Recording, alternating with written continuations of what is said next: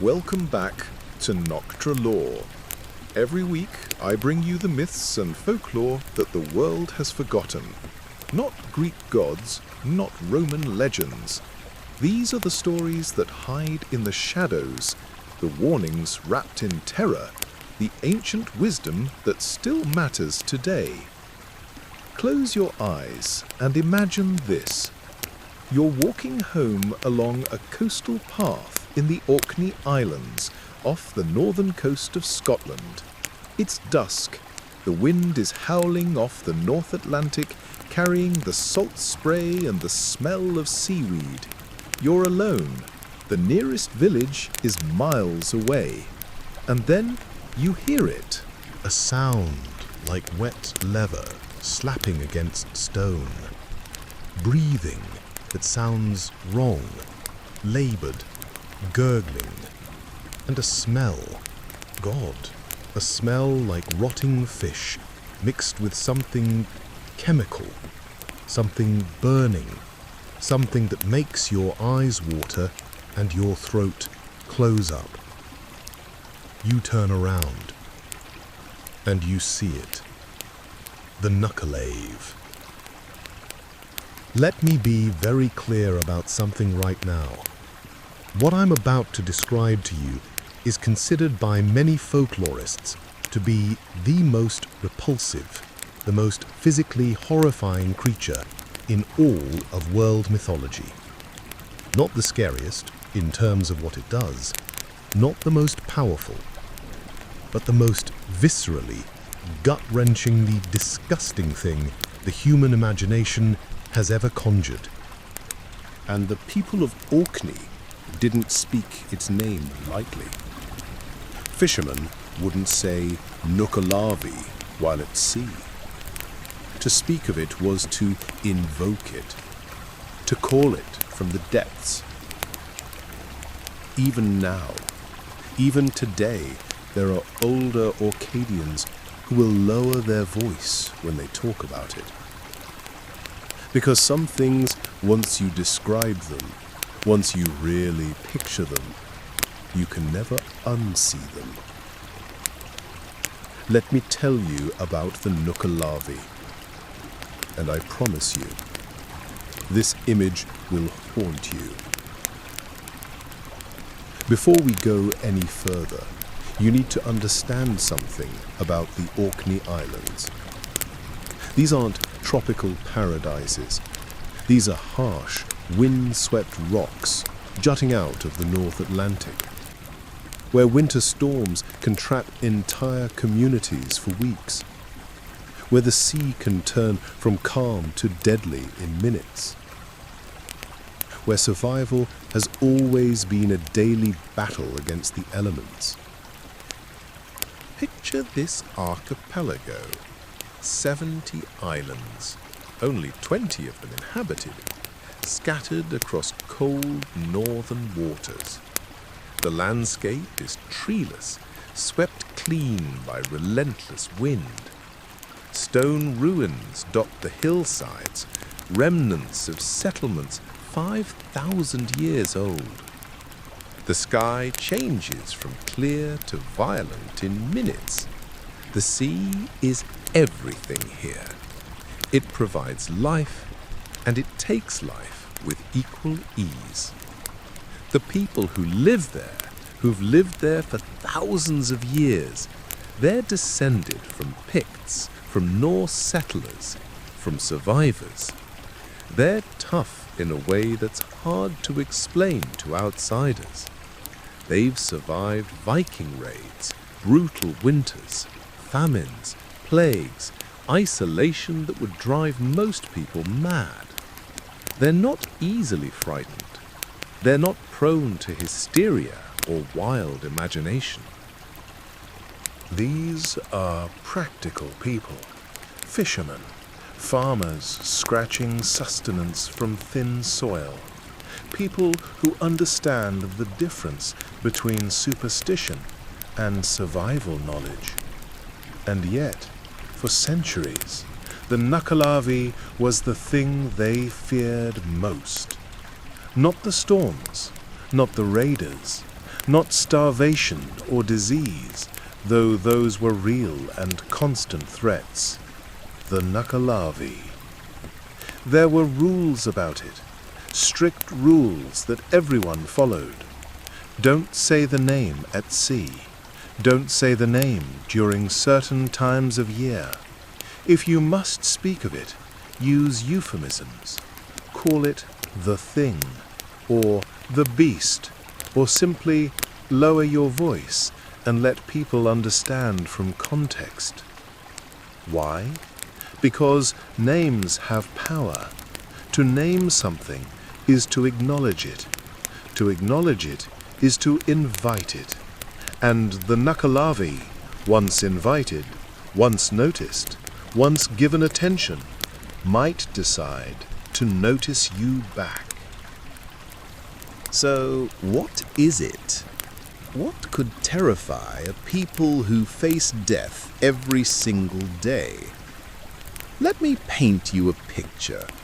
And I apologize in advance because once you hear this description, you won't be able to forget it.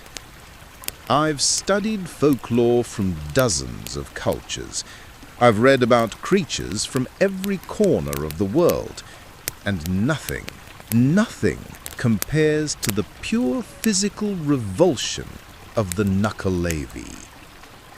The Nuckelavee is a fusion, a horrible, unnatural fusion of a horse and a rider melted together into one abomination. But here's what makes it truly nightmarish.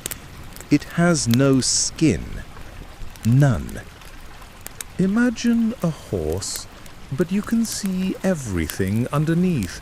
The muscles, red and glistening and wet, moving with every step. The veins, black and pulsing with something that isn't quite blood. Something darker, thicker, more viscous. The tendons stretching and contracting like cables under tension. The organs visible through translucent membranes, shifting and churning with each breath.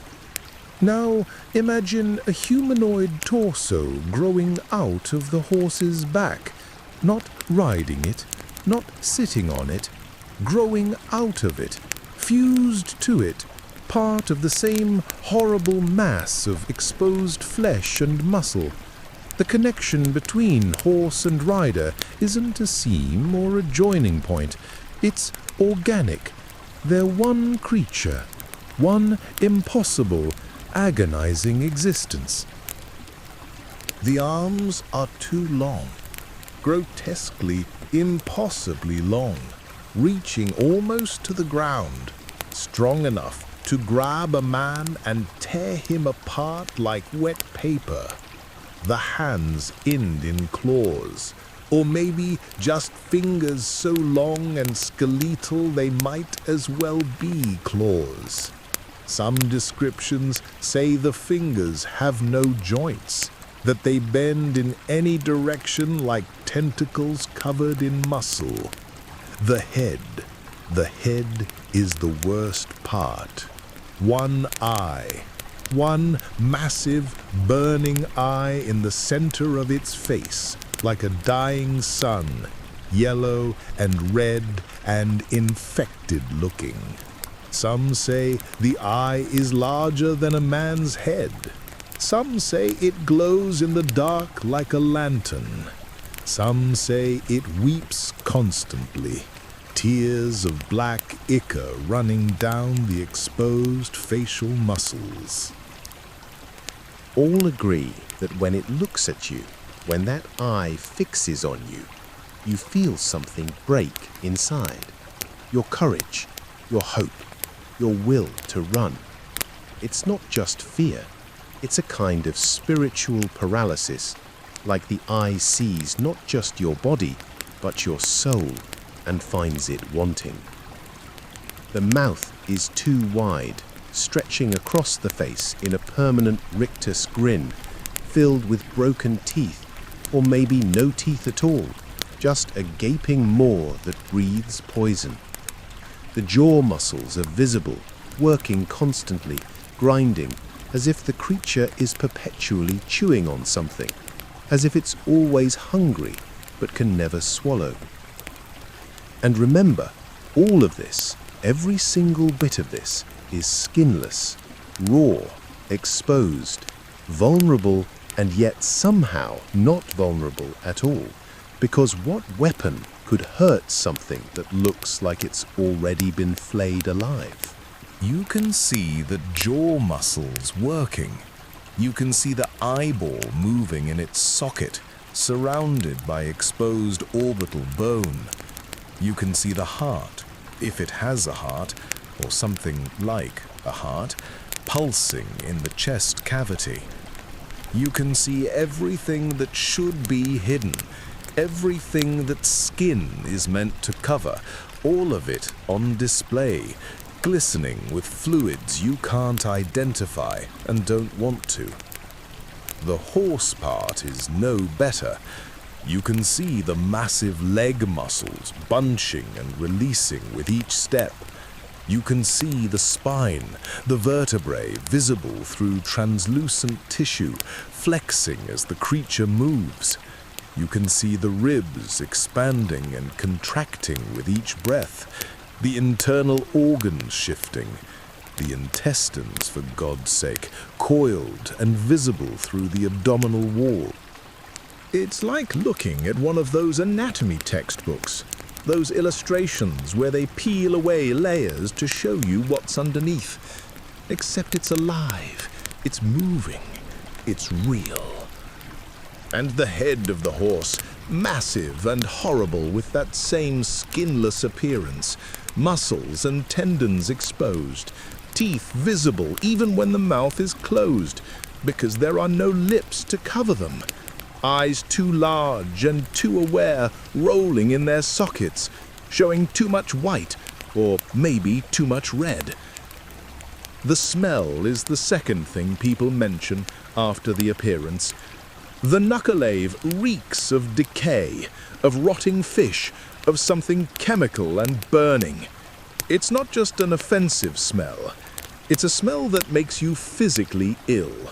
It's a smell that triggers every danger signal in your brain, every instinct that says wrong, unnatural, death. It's breath. They call it mortasheen, the death breath. And it's said to wilt crops, kill livestock, and bring disease to anyone who inhales it. This isn't metaphor. In the stories, when the Nuckelavee breathes on a field, the crops actually die. When it breathes near animals, they sicken and perish within days. When humans catch even a whiff of that breath, they develop fevers, sores, wasting illnesses. The breath is described as hot and thick, like steam from a corpse pot. It carries the smell of the grave, of things that should be buried, of rot and corruption and wrongness. When it moves, you can hear it from a distance. The wet slap of exposed muscle against muscle. The gurgling of fluids through veins and organs. The creak of tendons stretching. The sound of joints articulating without cartilage to cushion them. Bone grinding on bone. It sounds like a butcher's shop. It sounds like something that should be dead but refuses to die. And it rises from the sea. The Nuckelavee lives in the ocean, in the cold, dark waters around Orkney.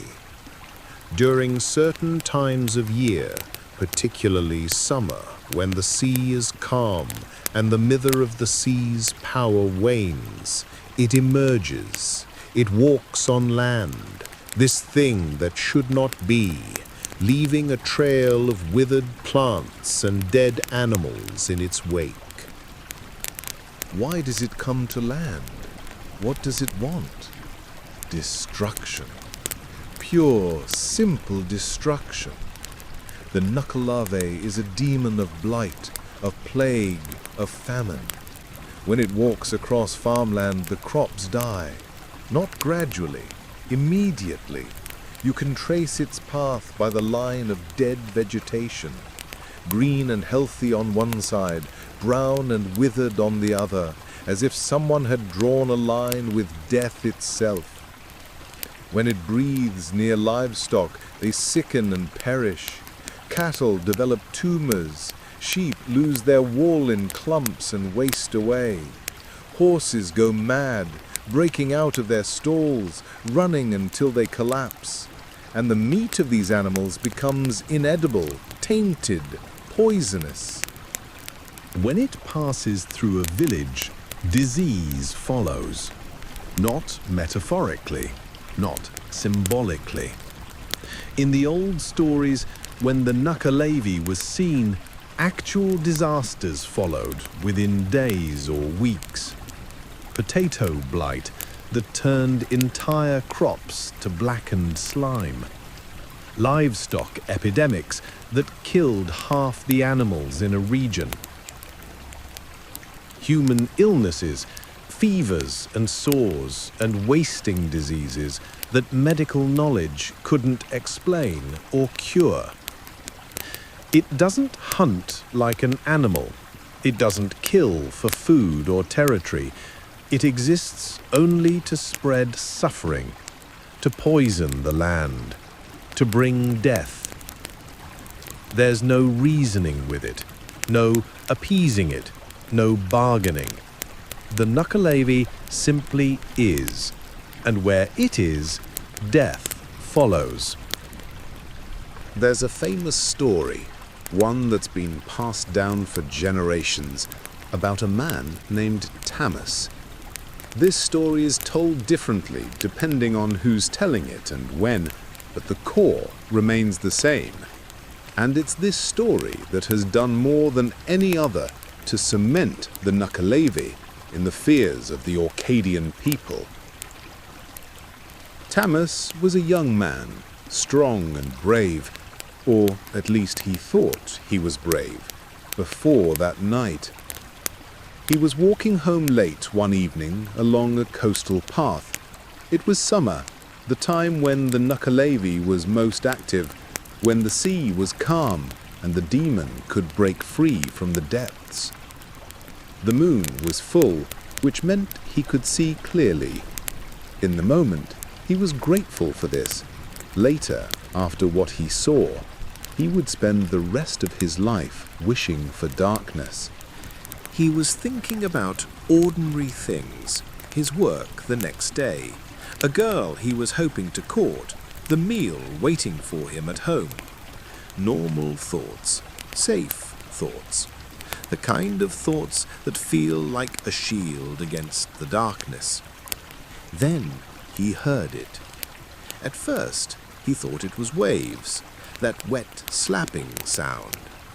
But waves don't move inland. Waves don't have rhythm like footsteps.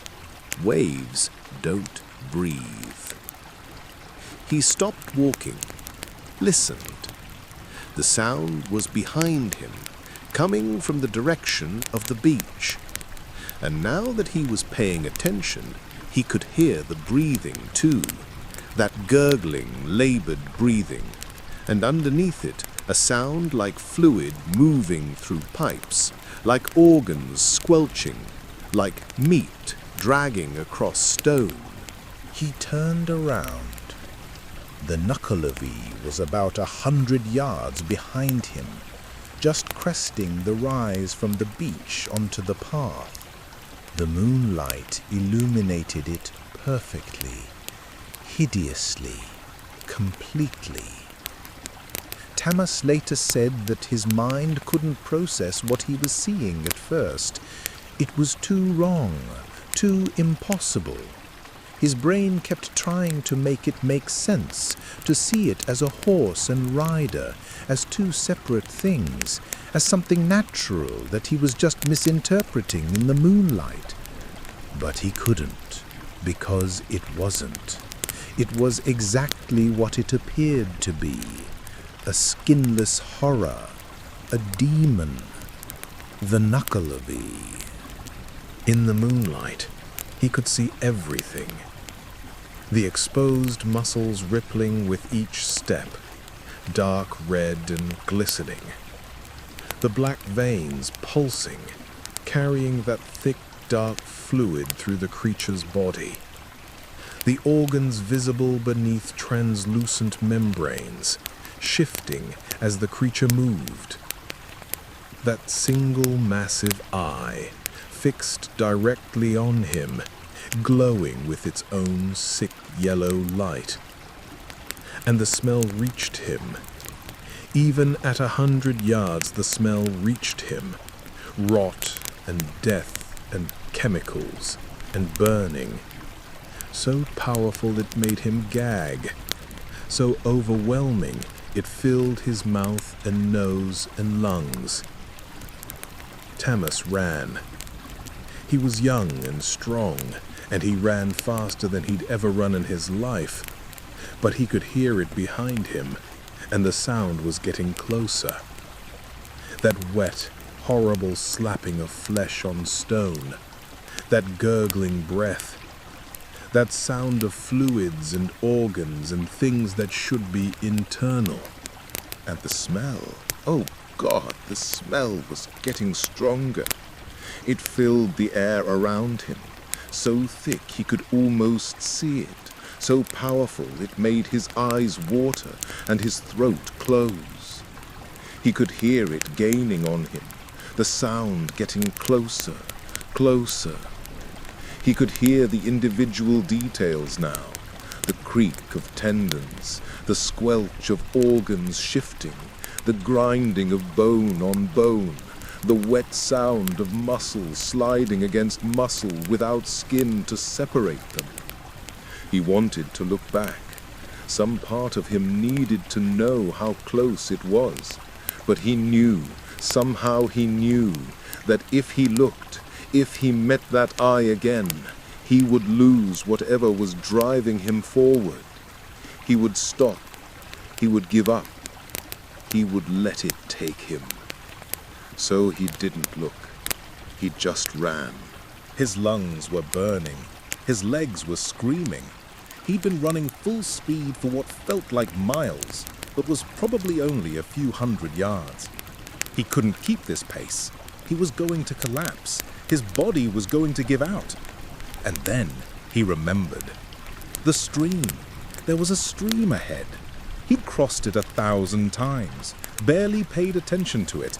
Just a small burn trickling down from the hills to the sea, barely wide enough to jump across on a normal day. But it was fresh water, and the Nuckelavee cannot cross fresh water. Every Orcadian child learns this. It's one of the first lessons. If you're ever pursued by the Nuckelavee, find fresh water, a stream, a burn, even a puddle if it's fresh, if it's flowing, if it's clean. The demon cannot cross it, cannot even touch it. Something about fresh water burns it, repels it, holds it at bay. Tammas didn't know why, didn't care why. He just needed to reach that stream. He could see it ahead now, maybe 50 yards. He pushed harder, found reserves he didn't know he had, drew on pure terror to give him speed. The Nuckelavee was right behind him now, so close he could feel the heat of its breath on his neck, so close he could hear his own name, or something like his name, being formed by that horrible mouth, being whispered in a voice that sounded like grinding bone and tearing meat. 20 yards to the stream. 10 yards. He could feel something reaching for him. Those long arms extending. Those impossible fingers spreading. He could feel the heat of the creature's body. Smell the rot so powerfully now that he was breathing it in, that it was filling his lungs, that he knew he would taste it for the rest of his life if he lived through this. 5 yards. He gathered himself and leaped. For a moment he was airborne, flying through the moonlight. Time seemed to stretch. He could hear his own heartbeat, loud and frantic. Could hear the creature behind him, so close, right there, about to grab him. He cleared the stream, barely. His feet hit the far bank. He stumbled, momentum carrying him forward. He fell, hit the ground hard, rolled, and turned around. The Nuckelavee stood on the other side of the stream, that massive eye glaring at him with pure, undiluted hatred, the 2 long arms reaching toward him, fingers flexing, straining, so close he could have touched them if he'd been foolish enough to lean forward, close enough that he could see every detail of the exposed musculature, could see the fluids dripping from the fingertips, could see the bones visible through the translucent flesh, but it couldn't cross. It stood at the very edge of the water, and Tammas could see why. Where the creature's feet were close to the stream, wisps of steam rose. The exposed flesh seemed to bubble and char. The creature was in pain from even the proximity to fresh water. It tried once, reached one long arm over the stream, stretching, straining. The hand made it perhaps halfway across before the creature snatched it back with a sound that Tammas described as a scream, but not any scream made by a human or animal. A sound like tearing metal, like breaking glass, like agony given voice. The Nuckelavee stood there, and Tammas sat on the ground, and they stared at each other across that tiny stream that might as well have been an ocean. The creature breathed its poison breath.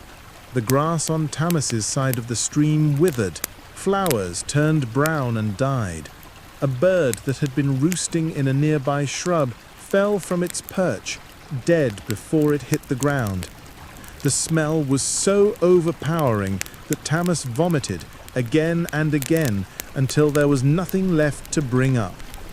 But he was safe, as long as he stayed on his side of the water, as long as he didn't move toward it, as long as that tiny stream kept flowing. After what felt like hours, but was probably only minutes, the Nuckelavee turned, slowly, deliberately, that single eye never leaving Tammas, even as the creature's body rotated. And then it walked back toward the sea, leaving a trail of dead vegetation behind it, the sound of its passage fading into the distance, but never quite leaving Tammas's memory. He sat there until dawn, didn't dare move, didn't dare assume it was really gone. Just sat and shook and tried to process what he'd seen, what he'd survived. When the sun finally rose, he made his way home, told his story. Some believed him. Some thought he'd had too much drink or had fallen and hit his head. But the evidence was there. The trail of dead plants leading from the beach to the stream, the withered grass on his side of the water, the dead bird. And Tammas himself was evidence. He'd been a robust young man, healthy and strong. After that night, he was different. His hair had gone white at the temples. He'd developed a persistent cough that lasted for months, and he never, ever walked that coastal path again. Would take an hour-long detour rather than go anywhere near that stream. He lived to be an old man, Tammas, married that girl he'd been thinking about, had children and grandchildren. But until the day he died, if you asked him about the Nuckelavee, his voice would drop to a whisper, and his hands would shake, and he would say only this: "I saw it. God help me, I saw it, and I pray to heaven none of you ever do." That story has been told and retold for generations now, and it's not the only one. There are dozens of Nuckelavee encounters recorded in Orcadian folklore. Most of them don't end as well as Tammas' story. There's the tale of a farmer who found his entire herd dead one morning, every cow with the same black sores, the same wasting sickness. He went out that night to try to find what had done it, and he never came home. His family found him 3 days later, dead at the edge of his property, his face frozen in an expression of such terror that they buried him quickly, without the usual viewing, because no one could stand to look at him. There's the story of a woman who was walking home from a neighbor's house and saw the Nuckelavee standing in a field. She had the presence of mind to stand perfectly still, didn't run, didn't make a sound, just stood and prayed.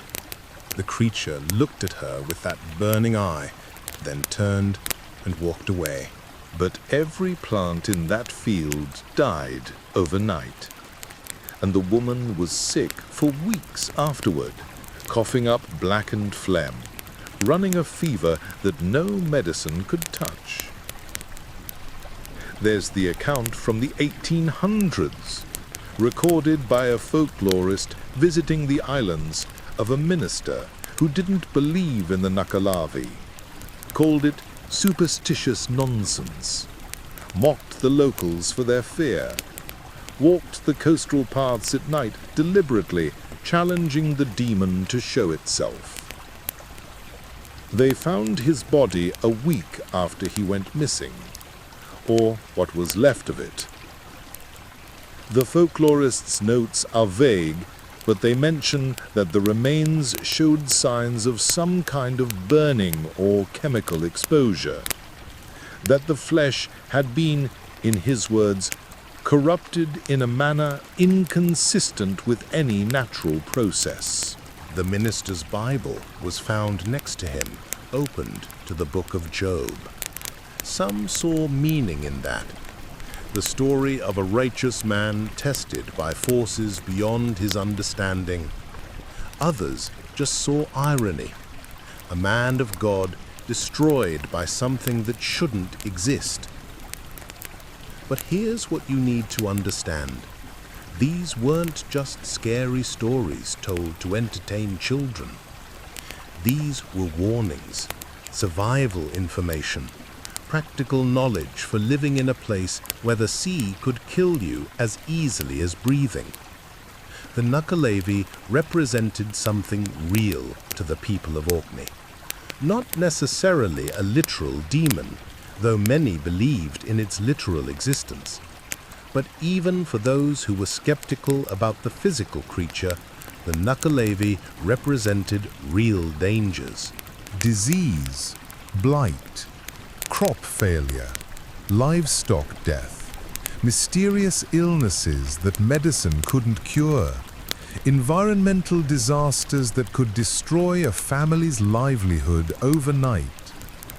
In a pre-scientific world, people needed ways to understand these things. They needed frameworks for making sense of random disasters. They needed stories that would help them survive.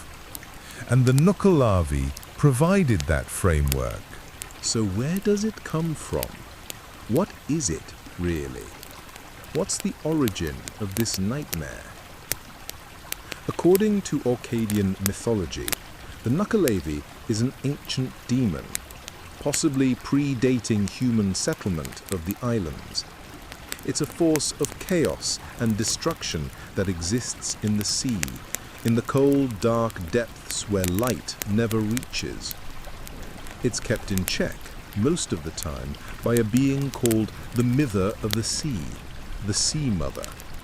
She's a protective spirit, a goddess of the ocean who watches over fishermen and keeps the waters safe for those who respect them.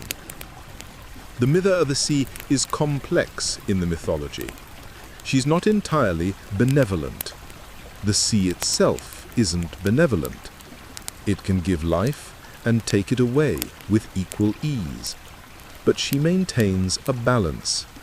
She ensures that those who respect the ocean, who take only what they need, who follow the old ways, can survive. During winter, when the seas are violent and dangerous, when the storms rage and the waves tower, that's the Mither of the Sea at her most powerful. The storms aren't random. They're her doing, her power, her way of keeping the Nuckelavee imprisoned in the depths. Think about that for a moment. The winter storms that make life so difficult for the islanders, that trap within their homes, that make fishing impossible, that kill those unlucky enough to be caught at sea. Those storms are actually protection.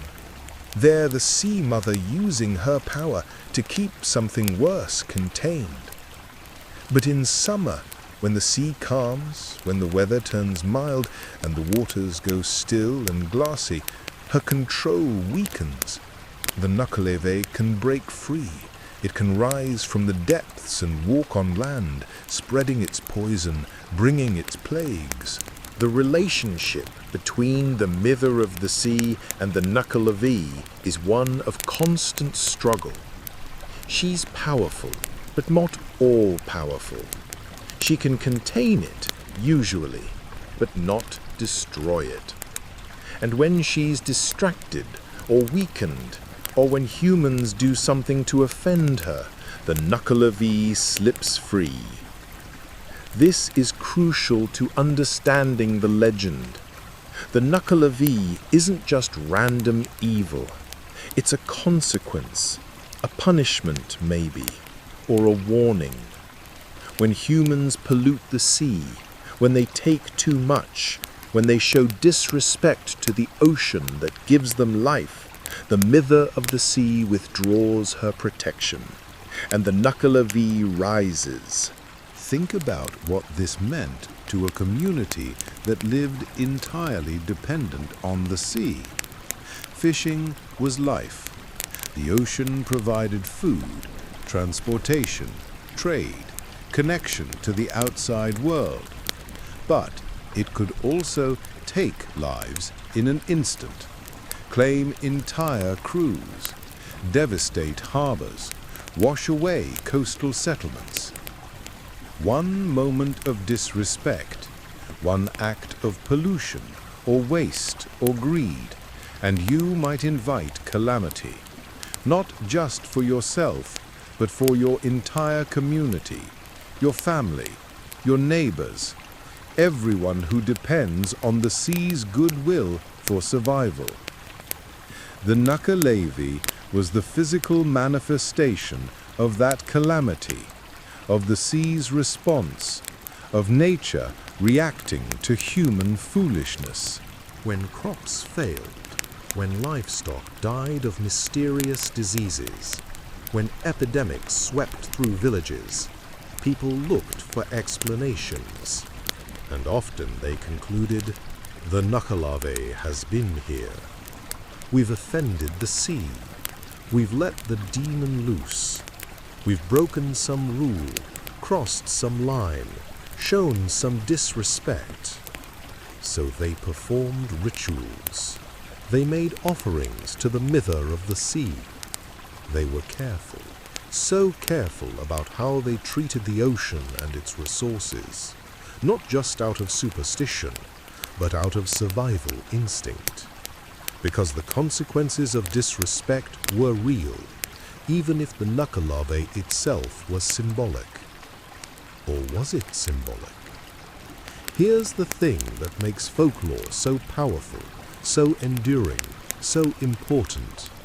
It doesn't matter if the creature is literally real.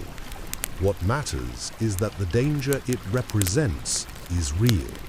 The Nuckelavee might not be an actual skinless demon horseman rising from the sea. Probably isn't, if we're being honest. But pollution was real. Overfishing was real. Disease spreading through communities was real. Crop failure and livestock death and human suffering were real. The Nuckelavee was a way of understanding these things, a way of teaching the next generation, respect the sea or suffer the consequences. Don't pollute the waters. Don't take more than you need. Don't assume that nature exists to serve you, because nature can destroy you without effort, without thought, without mercy. It's environmental wisdom wrapped in horror. Cultural survival knowledge encoded in the most repulsive monster imaginable. And that wisdom, that knowledge, it's not ancient history, it's not outdated superstition that we've grown beyond. It's not something we can safely ignore because we're modern and scientific and enlightened. Look at our world today. Really look at it. We're living through the age of environmental catastrophe. Ocean acidification that's dissolving the shells of marine life.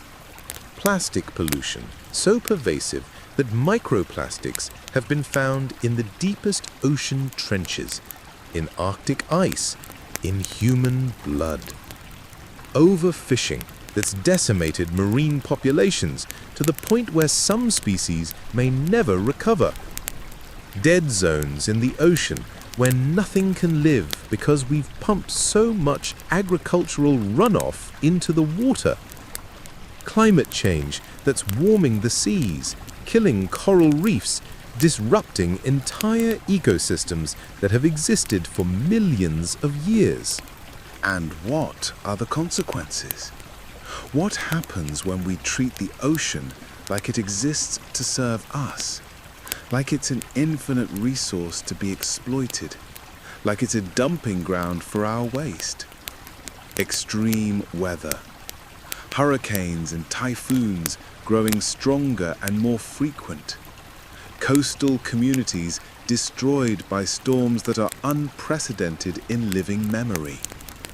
Crop failures as changing ocean currents disrupt weather patterns.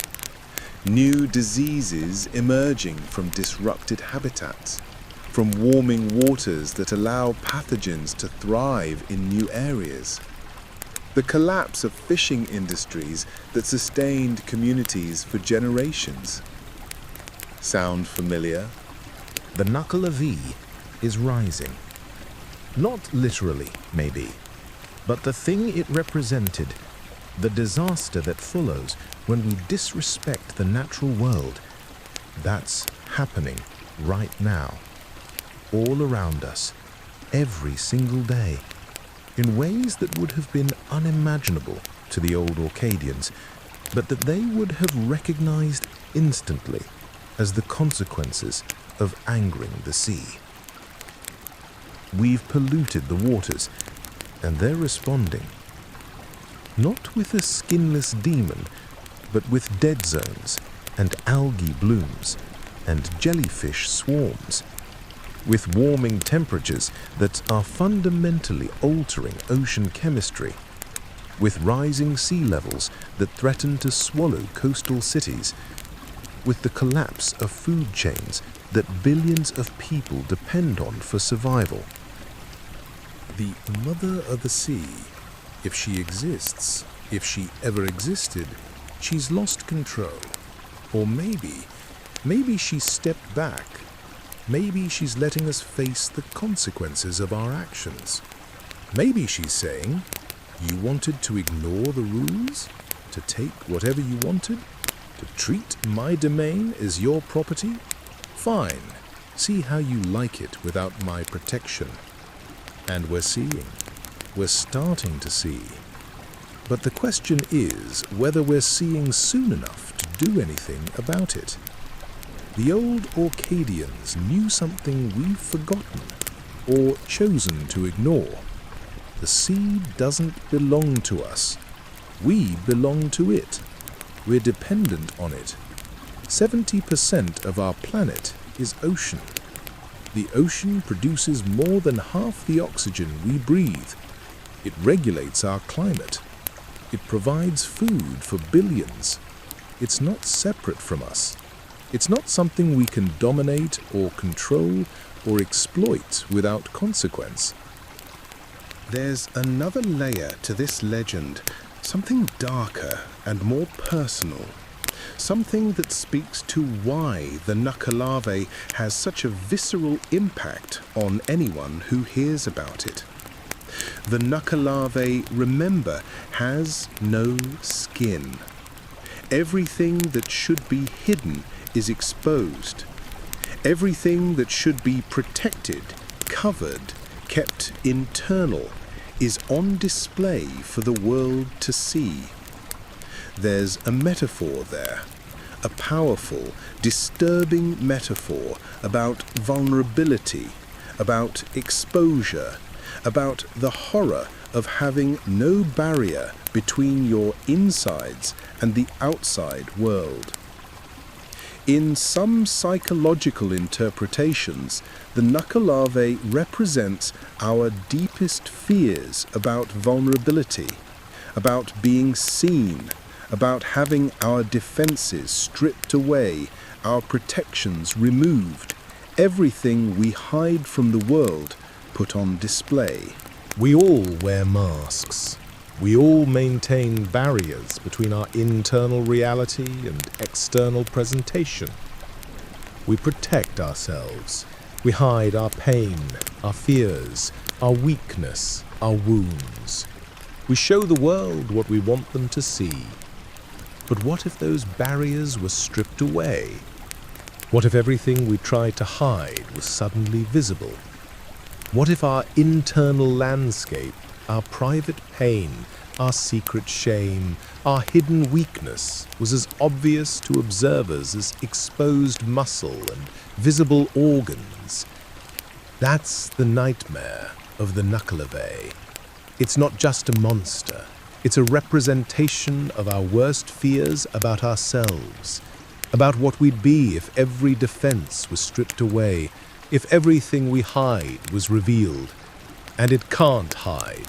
It can't cover itself. It can't pretend. It exists in a permanent state of exposure, and that exposure is agony, and it spreads that agony to everything it touches. Think about what that means. The creature is in constant pain. How could it not be? Everything that's meant to be protected is raw and exposed. Every nerve ending is accessible. Every vulnerable part is open to the world. And in that state, in that nightmare of perpetual exposure and pain, what does the Nuckelavee do? It destroys. It spreads poison. It brings death to everything it encounters. There's a warning in that too, a psychological warning that's as important as the environmental one, about what happens when we're hurt, when we're exposed, when our defenses are ripped away and we're left raw and vulnerable. We can become dangerous. We can spread our pain. We can poison the world around us, infect others with our suffering, drag them down into our agony. The Nuckelavee is what happens when vulnerability becomes weaponized, when exposure becomes aggression, when pain turns outward instead of healing inward, when someone who's been hurt decides, consciously or unconsciously, to hurt everyone around them. We've all known people like this. Maybe we've been people like this in our darker moments. People so hurt, so damaged, so raw that they can't help but spread that damage to others. Not because they're evil, necessarily, but because they're in pain, and pain seeks company, and suffering wants to replicate itself. The Nuckelavee shows us where that path leads, to isolation, to being unable to cross even the smallest barriers, to being so toxic that fresh water, the most basic element of life, becomes a barrier you cannot cross. There's a reason the Nuckelavee can't cross fresh water.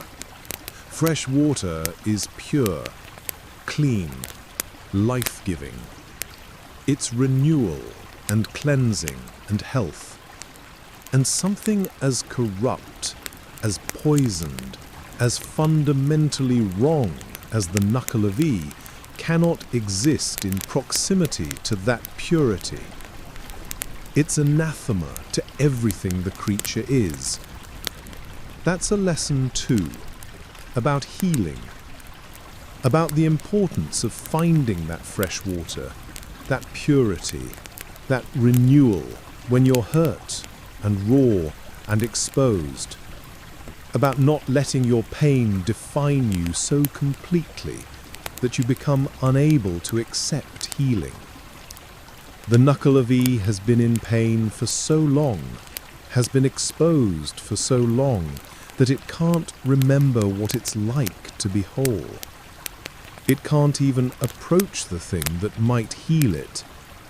It's trapped in its own suffering, and that suffering has become its identity, its entire existence. Don't let that happen to you. Don't let your wounds define you so completely that healing becomes impossible. Don't become so comfortable with pain that purity burns you. Find your fresh water. Cross it. Leave the Nuckelavee behind. So what do we do with this legend? What do we do with this nightmare creature from a wind-swept island in the North Atlantic? We listen to it. We recognize that the horror isn't just entertainment, it's a message. A warning that's been passed down for centuries because it contains truth. Respect the natural world. Respect the sea. Don't take more than you need. Don't poison the waters that give you life, because the consequences are real. The Nuckelavee might not be literally real, but the disasters it represents are happening right now. Protect your boundaries, but don't let hurt turn you into something that spreads poison. Don't let your wounds make you dangerous to everyone around you. Find a way to heal that doesn't require destroying everything you touch. And remember that some things, some truths, are best taught through stories that stick in your mind, that horrify you, that you can't forget no matter how much you might want to. The Nuckelavee is unforgettable, deliberately, intentionally unforgettable, because the message it carries is too important to lose. The Orcadians knew this. They preserved this story, passed it down through generations, kept it alive even as the world changed around them, because they understood that some warnings are eternal. Some truths don't become outdated. Some wisdom is worth wrapping in nightmare so that people will remember it. We need that wisdom now more than ever. We need to remember that we're not separate from nature. We are part of it, dependent on it, vulnerable to it.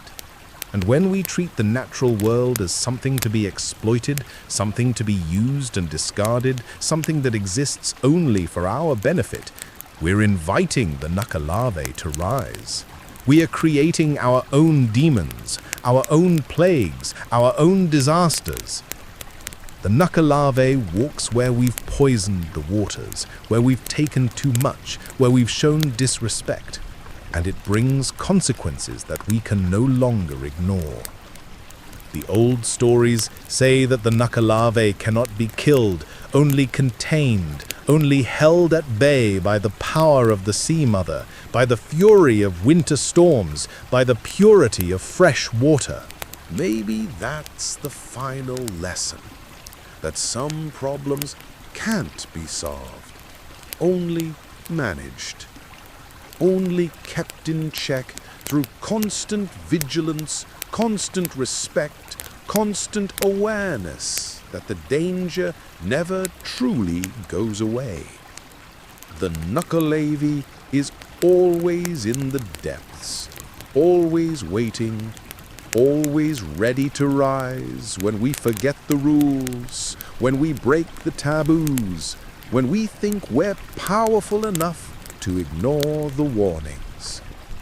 And the only thing that keeps it down there in the cold and the dark where it belongs is our respect, our restraint, our willingness to acknowledge that some boundaries should not be crossed, some waters should not be poisoned, some prices are too high to pay. It's late summer now as I record this.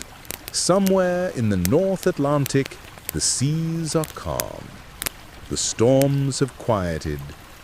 In the old stories, this is when the Nuckelavee walks. Maybe you believe that. Maybe you don't. Thanks for listening.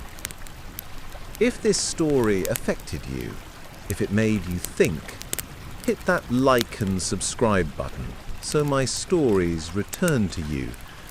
Because there are more stories like this. More warnings from cultures around the world. More ancient wisdom wrapped in terrifying tales. Next time, we're heading to the frozen lands of the Norse, where the Vikings, who feared almost nothing, refused to enter certain burial mounds because something was waiting inside, something that used to be human, something that refused to stay dead. Until then, stay human.